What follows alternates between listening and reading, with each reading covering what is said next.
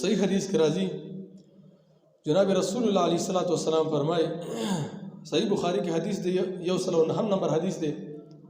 او من یقول علی ما لم اقل چا چې زما په باره کې یو خبره وکړه هغه خبره ما نه ده کړې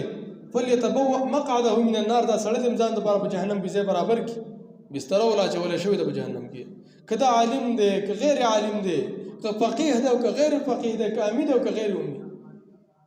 دا ځینې به پکې صبره دوه د درې ورځو دپاره لاړ شي چېرته دله چې تبلیغ ته لاړ شي چې راشي دلته بیا شیخ الحدیث یو مفتي به فتوی به ورکوي خلکو له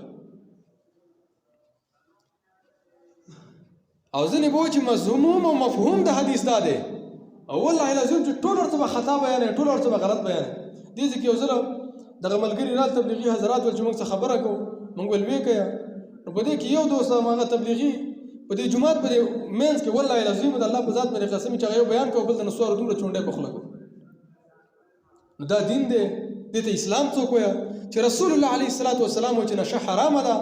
هغه نشه چې د هغې ډېر حرام دي لږ هم حرام دي او بیا یو سړی تا ته راځي تا ته دعوت درکوي په خوله کې د نسوارو چونډۍ پروت دي نو ولې داسې کارونه کوئ ولې د امت تباہ برباد کوئ ولې د ځان دپاره په جهنم کې بسترې خوروئ دې امت ته کار وکئ دې ته اسلام وښیوئ دې ته عقیده وښیوئ دغه شان دې سره ډېر خلک به موږ او تاسو وینو ډېر علما چې د کلونو راهیسې په منبرونو باندې ناست دي اوس پورې دې امت ته دې پښتنو ته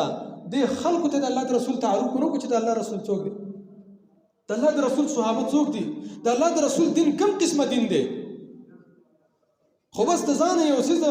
په کټکوټ کې ځان له یو کس دین جوړ کړی په زري کې ځان له یو کس دین جوړ کړی په لغړۍ کې ځان له یو کس دین جوړ کړی که ته ورته ووایې چې هلکه دا خبره په کعبه کې کېږي د کعبې امام یې کوي دین په عربۍ کې راغلی دی کتاب هم عربي دی پیغمبر هم عربي دی په عربۍ ژبه کې راغلی